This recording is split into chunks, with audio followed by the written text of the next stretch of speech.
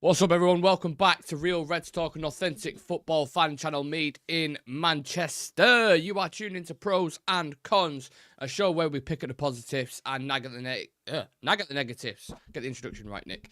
For anyone who's seen this show before, it's basically what it is, what it says on the tin. We go through each game after the night, go through little bits, because when we do the usual kind of review of a game, we're very, it's like straight after it, you're very emotional. You don't really have your analytical brain on, do you, when you're watching a game? It's more kind of like a fan perspective, and you're like this, that, and the other, and you're caught up a little bit in the emotion. But what happens after 12 hours, you let the dust settle a little bit, and you watch it back, and you can analyse little pieces and individual bits. So that's what we're going to do. Today, Ruben Amorim, of course, started life at Ipswich.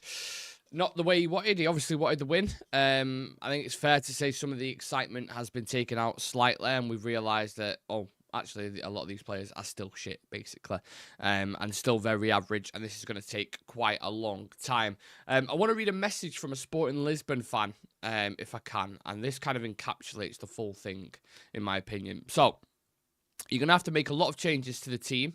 It's strange to say this because of Man United's history, but few of our players would start at Sporting, so a few United players would start at Sporting currently. Amorim has the right idea. He just needs time. Trust him, but there will have to be changes. That's from a Sporting Lisbon fan. So obviously he's been through this period with Sporting. Obviously very different clubs in that respect, but he's been through that transitional phase, and he put trust in the coach, and obviously reaped the rewards with 2 league titles. So that's not to say the same thing's going to happen with United, but just from his perspective and what he experienced, I thought that was very important. So what negatives, without further ado, should we start the show off? For anyone who's on TikTok watching right now, you won't see the graphics on the screen. That is because I'm on YouTube as well. So if you want to head over onto YouTube and dive in with the community, then feel free to. If not, you can stay on TikTok. That's no problem. But my first big concern or big red flag, the attack isn't good enough for me personally. No way near good enough. And this has been a highlight for ages. This has been part of pros and cons for so long. There is a huge disconnect at the top of the pitch. A huge disconnect. I saw a stat, or I heard a stat yesterday when I was watching a little bit of analysis myself. Marcus Rashford had 13 touches of the ball yesterday. 13 touches of the ball. That is crazy. Yeah, and I know he got a goal. So basically, 1 out of 13 of his touches in the thing, crazy. Absolutely nuts. No way near involved. And there was times as well, don't get me wrong, where he could have ran in behind, he could have dropped a feet, didn't make those runs. So could have been involved more, whether he chose not to or not. I mean, we can have a full kind of podcast about that in itself.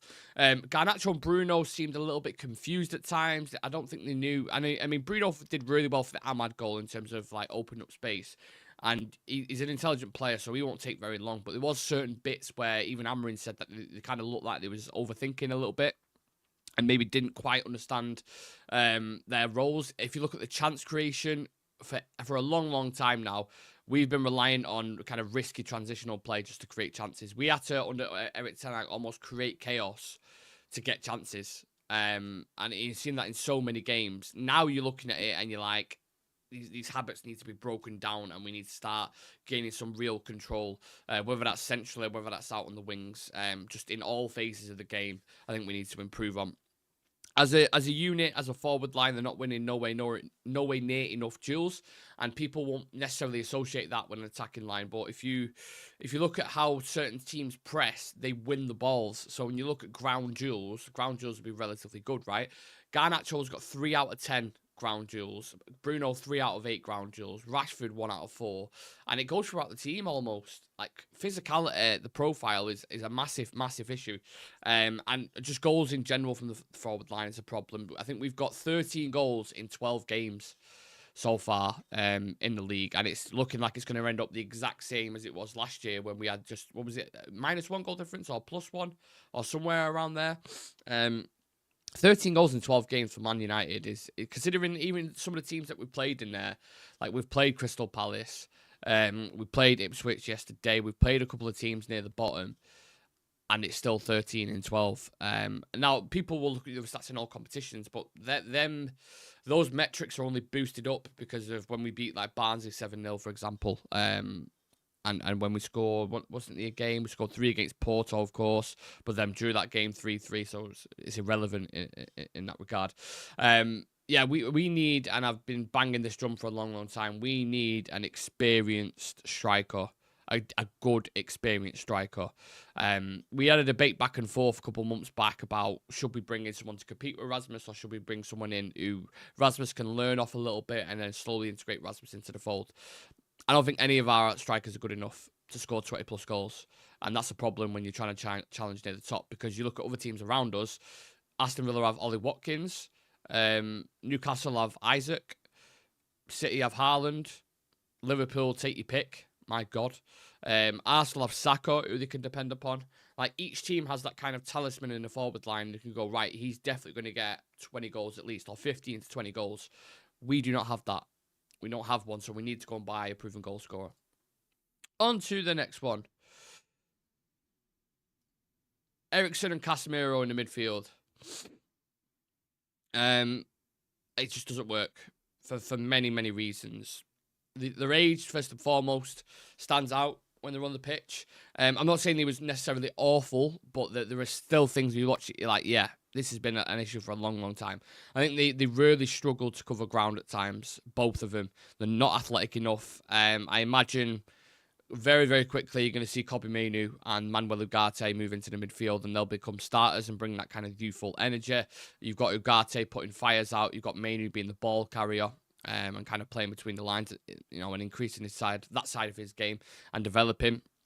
I think fitness is an issue for this team, and it seems like a manager always says that when they come in, innit? Because I remember when Rangnick took over Ollie's side, they were showing metrics from like Rangnick at Leipzig, and then Ollie with United running off the ball has always been shit. And now they're talking about it with Ten Hag going, and then Ruben Amorim coming in saying he needs to be more fit, needs to be more like. But then there was question marks about Ten Hag training him too hard and pushing him too much to try and get that fitness levels out of him. So I don't know. I really, really don't know. The fitness is and physicality is a bad issue, because other teams, when you watch them, the way they press, how relentless they are, the profile off the ball is, and the application is much, much better than us. Much better than us. And almost, you feel like that should be a guarantee just with any Premier League club. You shouldn't have to work on that. That should be the very basic and fundamental things that you're talking about, right? So, yeah, considering, just back to the midfield, considering Casemiro and Eriksen are so experienced, the next negative I'm going to discuss, they was a part of this. Like, we really struggled to progress through the lines. And considering they're so experienced as well, the decision-making was a bit questionable. So, yeah, them two together, I don't want to see that. I think I've seen enough. I want to see Ugarte and Kobbie in this system and see how they kind of get on. But I spoke about progression through the lines. My God, that game yesterday, you look at all the kind of passing networks or whatever you want to look at, very horizontal, very flat. It's centre-back to centre-back to centre-back, wing-back to centre-back, wing-back to centre-back. There's no vertical play going straight through. Nothing of that whatsoever. And then you make it extremely easy for a team when you're playing like that. I thought the attack became extremely isolated at times. Struggled to hold on to it, players, when they had it. So when we were trying to advance up the pitch, we'd get our pockets picked, like Dalot at certain times was a little bit criminal for that. We lack energy off the ball to get into certain positions. The structure was clearly there. You could clearly see, right, we were trying like a 3-4-3, and in actual fact, it became more of like a 5-2-3. So there was big gaps. You had the two midfielders, and you had either side of them. That's the areas where Hutchinson was operating, and sometimes Leif Davis and a couple of other guys were really attacking those areas. And that's because when they're going to try and press or get to a certain position, or the off-the-ball work just isn't quite there. So it breaks down, and that's when it's not as fluid. And it comes down to, again, to the profile of the players, not having athletes in there. Yeah, just off-the-ball work is very, very important for me, specifically. And like I said, the structure was there, but we was way too deep and couldn't progress it through the lines. And that was, again, that's another thing that's been, that we've struggled with for a long, long time. So, Steph in the chat saying, big up Nick, man of the match, ONANA. Rashford would be best suited to walking football, not good enough. Clock is ticking on his United career, sadly. Jonathan Ball saying, people talk about the fact we had no identity, but we did. We were a low block, low press, counter-attacking team. Just look at Rashford, Bruno, Eriksen, Cass. It'll take a lot of time to turn this. Dan Errington saying, this is a new system, given how give everyone some time to adjust. I really like how honest Amorim is, and Xerxes needs to go before Rashford. I think it's hard to say we don't have strikers who can score goals. We've never had players, Bruno aside, who tried to create for a striker. Rashford, Garnacho, Anthony are all shooting for themselves. That's a very good point. Charlie's saying we're lucky to leave with 1 point. Ipswich were a better team. Honestly, they were the better team. Look at all the stats, the XG, everything. They were the better team for me. Don't know why people are acting surprised. Of course, it's going to take time. Yeah, we get that. It's not surprised to me. It's not like I expected us to smash Ipswich 5-0 and, you know, go and challenge for the league. I don't expect that. But you look at Chelsea, the effect Enzo Maresca's had. He went in, took a couple of months, and they're pretty competitive, right? So it's hard to preach patience to United fans when they've been waiting so long through this utter shitstorm of what's been just, you know, endless crap when it gets to like the end of the manager's reign. So there's no doubt we needed a big change, but this change that's currently happening right now with AMORIM and a new system, this is the last negative I'm going to talk about. I do think there was certain players individually who really, really struggled. And before the game, me, Shreyas, and Dan was live with kind of the pre-match build-up. And I thought, and one area I highlighted was Johnny Evans in that left centre-back role. Now, Johnny Evans has been phenomenal for us since he's come in. And he was quite comfortable. If you've got a deep line in a back four, he's okay, right? But in that channel, that left-sided centre-half, I think he struggled. I think, like I said, Hutchinson had a lot of space. I think Diego Dallo didn't necessarily look great at left wing-back. I'd prefer Mazraoui there, personally. Bring Yoro in whenever he's fit and available. Dallo's one of them where I'm like, I don't know. I'm like 50-50 on him because everything you hear about him working hard and training and application off the pitch is fantastic. But there is still massive, massive question marks on him. And for him, I think instantly, in a game of football, right, you probably have the ball for, 5% of the time in the full 90 minutes. So a lot of your work being done, especially as a defender, is switching on, having that intelligence to know what's going on around you, anticipating things, and getting it right in the right moment. And I think Dallo struggles with things like that. You have to be effective off the ball as you are on the ball. Casemiro and Eriksen I've already touched on in terms of energy and getting into the right positions at the right time, so the structure is fluid. I think they struggle with that, you know, closing space, marking other people. And Garnacho and Marcus Rashford question marks in this system. I don't see Rashford as a striker. I don't. But then Rasmus I'm not fully convinced by either. Garnacho, I think he's relentless enough and good enough where he'll get used to it. But there was at times yesterday where he looked a little bit confused. AMORIM mentioned that in his post-match kind of press conference, and I agree with him. They looked a little bit bizarre as to where to be at the right time on the field, and that will take time. But I think Garnacho's talented enough to adapt, in my opinion. When we talk about who comes in for who, I'm going to give you a very quick breakdown, in my opinion now. I think the right-sided centre-half, instead of playing Mazraoui there, I would push Mazraoui up into one of the wing-back positions. Whether it's left wing-back or right wing-back, doesn't matter. He's effective wherever you put him. And I would push AMAD up into one of the attacking positions. So whether that means Bruno going over to the left or Mount coming in, I'm not entirely sure. That's what I'd do. And then put Yoro as your right centre-half. The left centre-half, I'd bring Luke Shaw in if he can stay fit. And I would put Luke Shaw in over Lissandro. Again, if he stays fit. Because I think Luke Shaw is not as good on the ball as Lissandro, but he's very, very good. Left-footed, which always helps, and he's quicker and stronger than Lissandro. So Luke Shaw I would put there if he can stay there. In the midfield, I'd bring Kobbie Mainoo and Ugarte in, swap them out for Eriksen and Casemiro. And then the striker's a difficult one. You're going to have to try and find a tune within Rashford, Xerxes, or Højlund, but I don't think any of them are up to it, personally. I really, really don't. So we just have to wait and see. But yeah, they're my negatives for the pros and cons. Should we dive into the positives? Because I feel like I've been a really kind of draggy, you know what I mean? Let's get to the positives. So, Mazraoui, I've just been talking about him. What a player, man. What a fucking player he is. Just an incredibly intelligent player. You could put him anywhere in the pitch. And you know what I'm going to start calling him? I'm going to copyright this. 1 second. A chameleon. He is a chameleon. Anywhere on the pitch, he's mega, mega comfortable. He's played as a traditional right back, a traditional left back. He could definitely play the wing back roles, 1,000,000%. He played it as a right-sided centre-half yesterday. He's played even as a 10 in Turkey under Tenag. A lot of T's there. A 10 in Turkey under Tenag. Jesus. he's adaptable wherever you put him. He offers so much in and out of possession. The things that I was just talking about, he's great at him. Great defensive numbers in terms of tackling and 1v1 duels. He's amazing. But not only that, amazing in tight areas. If you put 3 players around him, he'll find his way out. Offers solutions in everywhere. The guy just never, ever fails to impress me. Ever. Unbelievable player, man. The price tag always gets mentioned with him, and rightfully so, because in today's market, picking up a player like Nasser Mazraoui for 12 million quid or whatever it was is one of the best bits of business you can possibly do. So I feel like this is a player who's going to be in the pros and the positive section for a long time, because I've been so surprised with him. When we was talking about the signings that we made in the summer, everyone was excited about Yoro, and rightfully so. There's question marks about Xerxes. People excited about Ugarte, someone who's going to put fires out. And to be honest, it wasn't really Mazraoui who was mentioned when we was talking about players who could be really, really good for this club. And people actually like, I don't know if I'd get rid of Wan-Bissaka. I'm not entirely sure. I don't know if that's really a priority at the moment.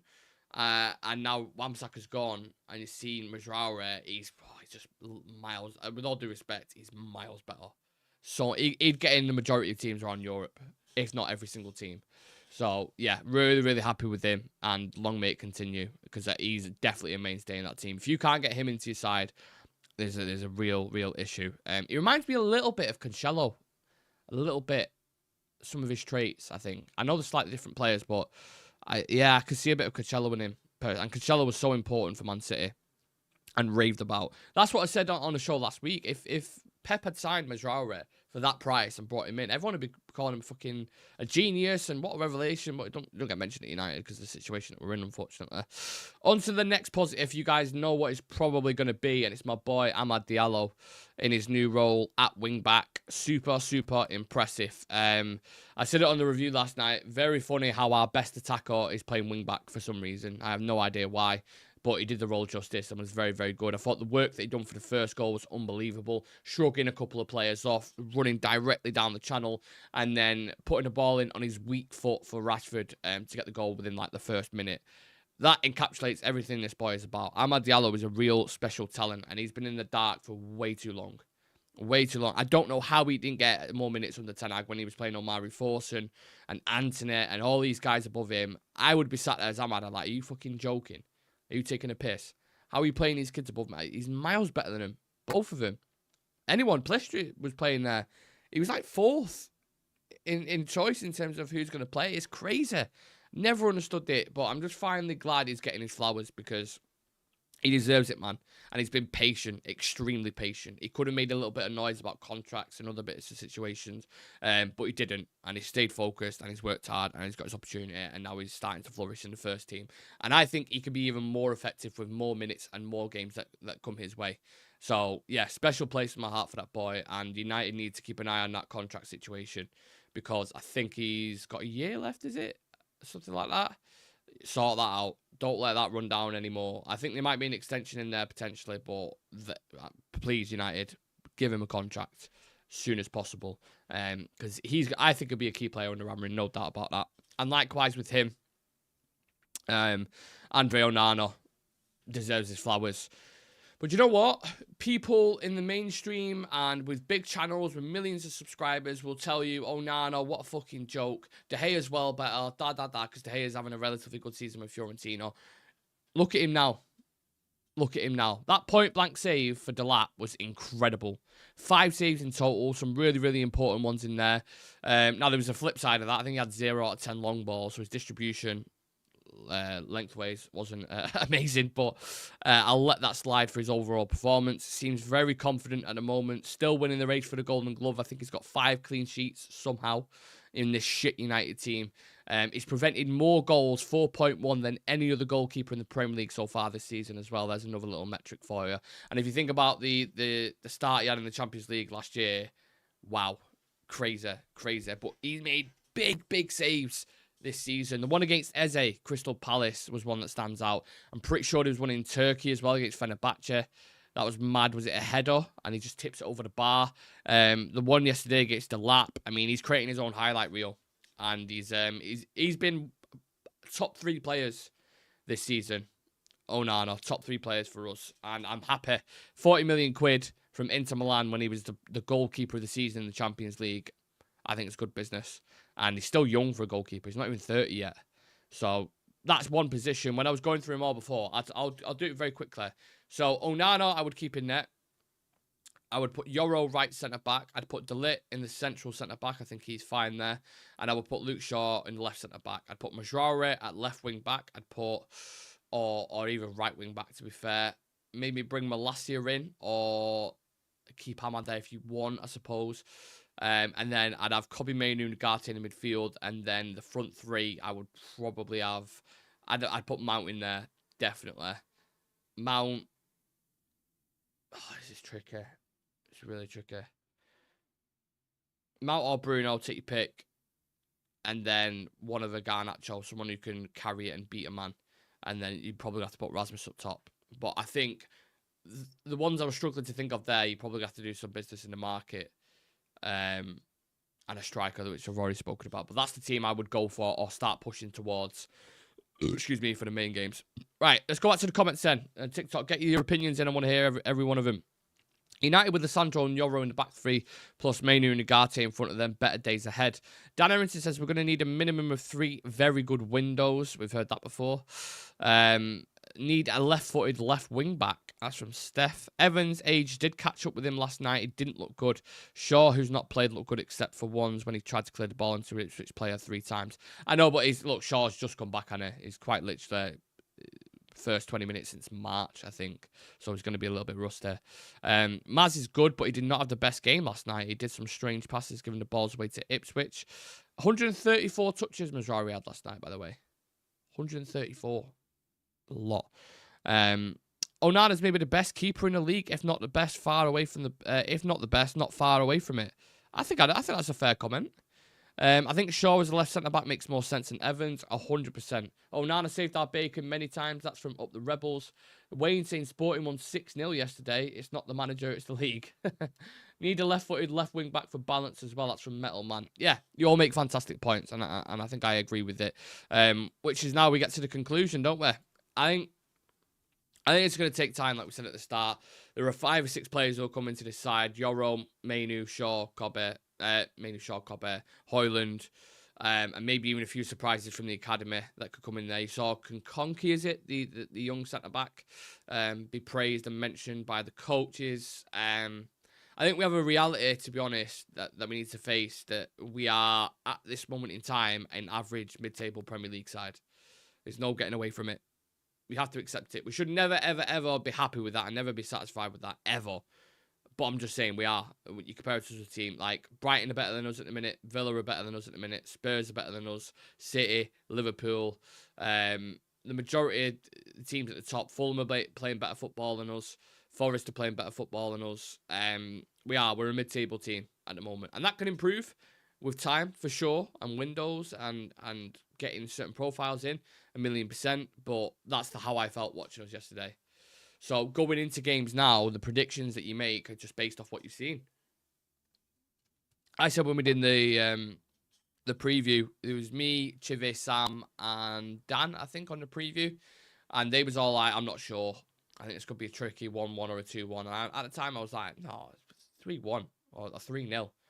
Like, there's positivity, there's, fresh bounce. And we didn't even get that yesterday. So I think a general consensus from a lot of people, whether it is in TikTok or YouTube, they're all saying it's going to take time. It's a long project, this. So strap in, basically. I had Liverpool fans giving me shit yesterday about, like, oh, this was supposed to be the next one, and this is the next guy. I'm like, relax, bro. It's one game, man. Do you know what I mean? Jurgen Klopp got a 0-0 draw against Tottenham in his first game. Do you know what I mean? So it's a process. And I know people, United fans especially, don't like hearing that word because we've been told it for so long. But Ten Hag lost his first 2 games not last season, in his first season, and went on to finish 3rd and win a Carabao Cup.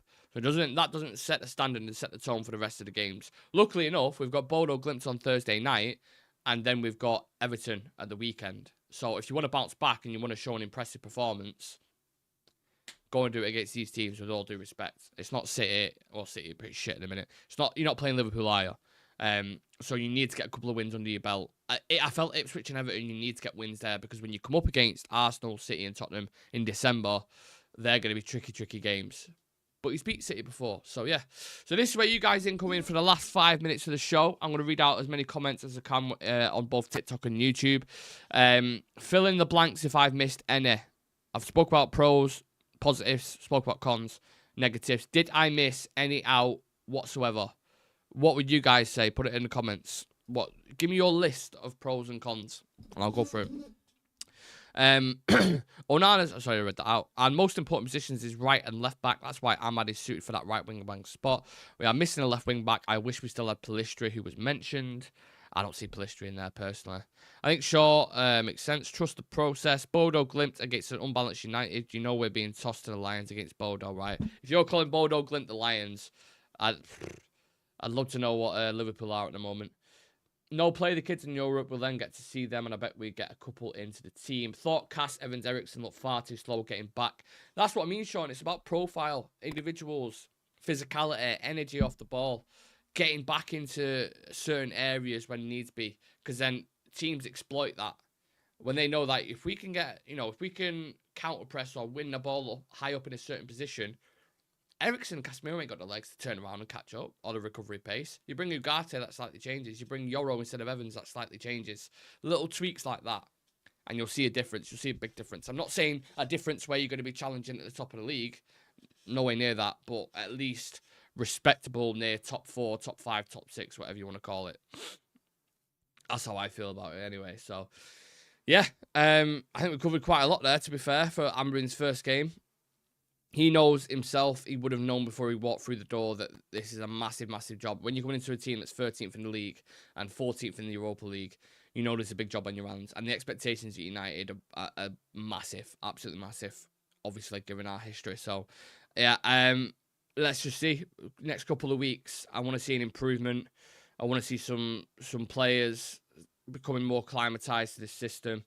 I want to see a couple of individuals come into the side as well. And I want to see us start winning games, more importantly, for sure. So, yeah. The reason I mentioned Lions is because everyone will think Bodo is a walkover. Remember Rosenberg and the result. Bodo are twice the team of Rosenberg. I know, but if you look at them in the coefficient rank, what are they? 67th or 50 odd or something? United should be smashing them. They're not any better than PAOK, are they? And we just beat PAOK. So, United needs to be beating them. And it's at home, innit? At Old Trafford. Come on. Our pressing's been horrible for a long time. And that comes into collective. It's all a collective thing together as a team. AMORIM says that the team is the most important thing. So there aren't any players that are working for this team or doing things for each other, then chuck them out. Chuck them out. United are awful. Only 3 players max would get into a top 4 in any of the top 4 leagues in Europe. It's hard to disagree with that. The quality of the players are just not there at all. There are ones that I'm like, yeah, I would definitely have in a team and they could push into other teams potentially. AMAD is one of them. Majrari's another. ONANA's one. De Ligt, arguably, I would say, could definitely still get in a decent team. And then Mainu. There are others where you're like, okay, it's a struggle, innit, when you start going into the other ones. But yeah. I don't think it's the result that happened that people was expecting, but it's a development stage, so we just have to grit our teeth and bear with it, unfortunately. I'd like to thank everyone for watching. If you can, leave a like on the video before you head off. Nice to see so many is in the chat on YouTube and TikTok. Drop us a follow on socials. If you are on YouTube, the social handles are in the bottom right-hand side of your screen on the iPad for TikTok that I'm live on now, Twitter, and Insta, for any kind of news updates at all. We'll be back again tonight with Speed News at 6 o'clock, I think it should be, if not 7 latest. And apart from that, let's see what happens with anything in between. Appreciate all the gifts as well that you guys have been sending. I never even expect gifts when I do a live, so when they do come in, it's very appreciated. And yeah,